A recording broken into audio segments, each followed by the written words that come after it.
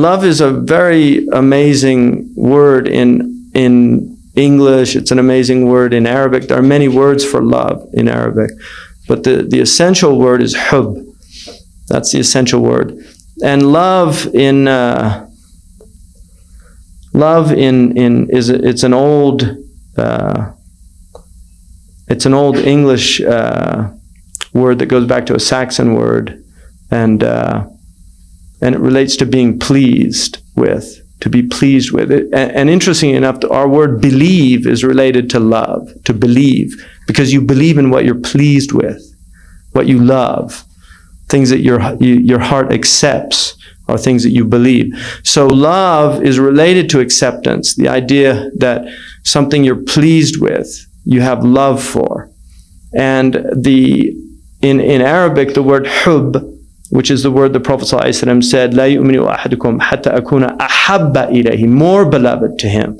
So the word hub is a word, if you look at one of the root meanings, it's a seed. So love is a seed that's nurtured, and it's nurtured with knowledge of the beloved. The more you know about the beloved, the more you love the beloved.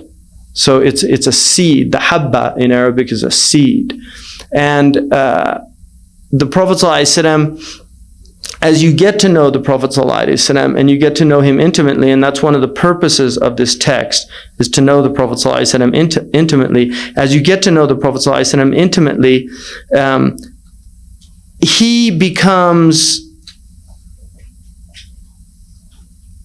well, one of the descriptions of love is they say friendship on fire. That's a description of love. That it's something that it starts to consume you. And we have people from our tradition who died of love of the Prophet ﷺ, literally died. We have people that bled tears of blood. And tears of blood, which is an old blues motif for people that know anything about an American music. I'm crying tears of blood for you. Tears of blood are real, because when somebody goes into a very intense, you get blood, those small little blood vessels in the eyes burst. And so it's a real thing, tears of blood. That's what Imam al-Busayri, أَمِنْ تَذَكِّرِي جِيرَانِ بِذِي سَرَمِي مَزَّجْتَ دَمْعًا جَرَى مِنْ مُقْلَةٍ بِدَمِي. You know, that is it from remembering just the places the beloved used to go to that causes this mixture of tears and blood to flow from your eyes. So tears of blood, there's people that have wept tears of blood out of love of the Prophet ﷺ. There's people who have literally died from ishq, and ishq is, it's another amazing word. The ashaqa it's a type of vine that begins to grow around a tree, and it strangles the tree. So it kills the tree. The Arabs say, "Al-ishqu da'un qatilun, dawa'uhu al-ittisal." You know, the ishq is a deadly disease that can only be cured by connection, by being connected to the beloved, by the union, the wusul ila al-habib. And so the love of the Prophet ﷺ can really take hold of the heart. Now, when you love somebody, you remember them. That's one of the attributes of love. You think about them. I mean, that's what happens when you fall in love and you call, "I'm just thinking about you. Can't stop thinking." That's real. It's real. I can't stop thinking about you.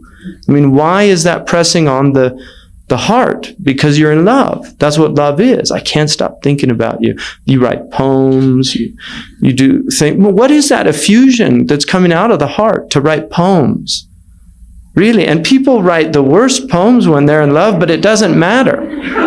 They would never do it if they weren't. They would know how ridiculous it is, but it doesn't matter, because there has to be some type of ta'bir. Now, what is ta'bir? Yu'abbiru, it's what you express. The word ibra, which is a discerning lesson, something you gain, is related to abra, which is a tear. And it's related to i'tibar, which is respect. Respect, back to respect. A'tabiruhu. You know, I have respect for him. La ulqi lahu i'tibar. I don't give it any significance. So when something has significance and import and meaning, then it begins to affect the heart. And that's why even the remnants of the beloved, قِفَ نَبْكِي مِنْ ذِكْرِ حَبِيبٍ وَمَنْزِرِ. This is the Jahili motif of Nasib in the Jahili poetry, is to, Imr al-Qais begins his mu'allaqa by just saying, stop, my two friends, let's look here at where the beloved used to be. Just to look, nibki, and weep over the traces of the beloved. Just to look. These are Jahili people. These are just people that knew what love was, because Jahili Arabs had a deep and profound knowledge of hub. They really knew what love was, and they were very intense in their love. They had intense love. But that's one of the motifs of just buka al atlal, just weeping over places where the beloved used to be. أمر بالديار ديار ليلى أقبل ذا الجدار وذا الجدار وما حب الجدار شغفنا قلبي ولكن حب من سكن الديار. I pass by the houses of Layla and kiss the walls of the houses.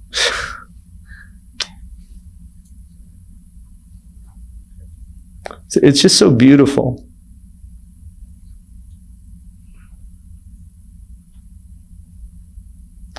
You kiss the walls of the houses.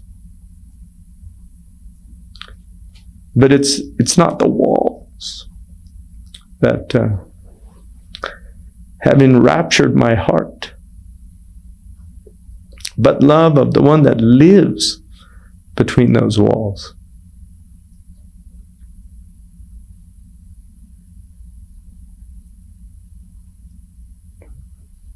That's why people come to Mecca and Medina. It's not the stones. You know, when you go to the tomb of the Prophet ﷺ, it's not the wajihah. But the wajihah is amazing. I mean, you could just stare at it and look at it, even though you're not even supposed to, out of adab. But to look at the picture, you can look at a picture of the wajihah for a long time and not grow tired of it. But it's just metal. It's a grate that somebody built. But it's what's beyond that metal. It's what it represents. And that's what all this is in the end of the day. That's all this. These are walls that are hiding the eternal and living God. That's what the world is. That's why when you begin to understand that, that's what you love about the world. Not the dunya, the alam. The alam, Rabb al-Alameen, Lord of all the worlds. The alam is, the Arabs call that ismu ala. It's a noun of instrument. And alam is the instrument of ilm. It's the instrument by which you know something. And what you know from the world is the alim. It's God's vehicle for giving us knowledge. And that's why things are so important. That's why things, ashya, things are important. Possessions are important. That's why property is one of the essential reasons why we were given Sharia, is to protect property. Because things are important, because things have meaning. The Prophet named all of his things. He didn't have many things, but the things that he had, he named them. He gave them names because they had meaning. And that's what the world is. It's meaning. It's meaning everywhere. The whole thing is meaning. It's ma'na. إنما الكون معان قائمة بالصور كل من يدرك هذا كان من أهل العبر. Like the poet said, this whole cosmos is meanings set up in images. And whoever understands that is from the people of discernment, the people of ibar, the people of فَاعْتَبِرُوا يَا أُولِي الْأَبْصَارِ. Think deeply, give this ibra, give this, and then the ibra leads to abra. That's where the tears come.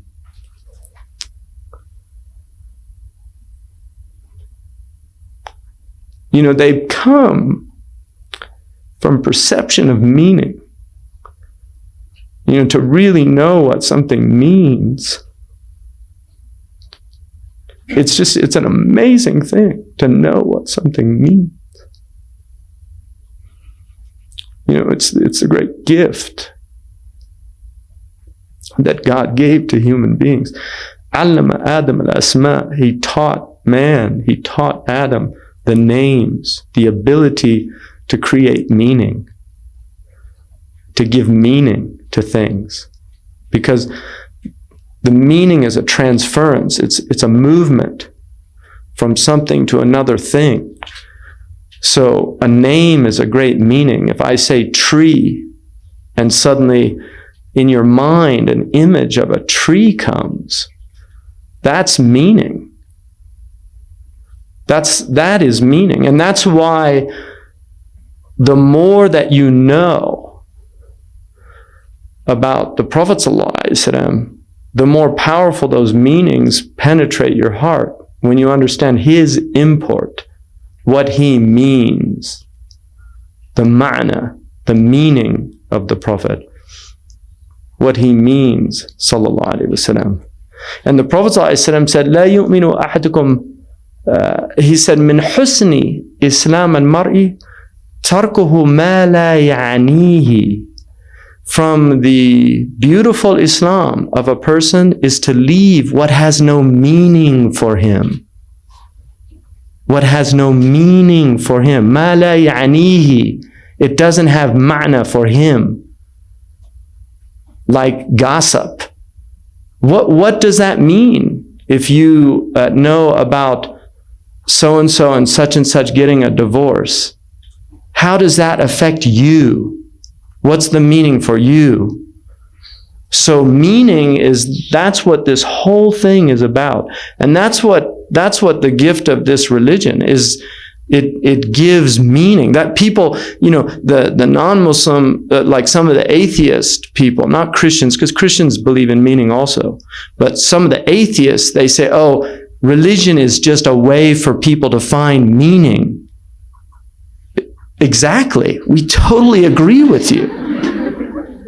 Really, we agree with you. Because they say this is all meaningless. But we don't believe that. Because we know and experience and taste meaning, and we know that it's real. It's real. All this other stuff is not real. But meaning is real. That is what's real about the world. And the greatest meaning, the highest ma'na in the world is the Messenger of Allah sallallahu alaihi wasallam. So inshallah, we'll get to look at some of those meanings, inshallah, in the text.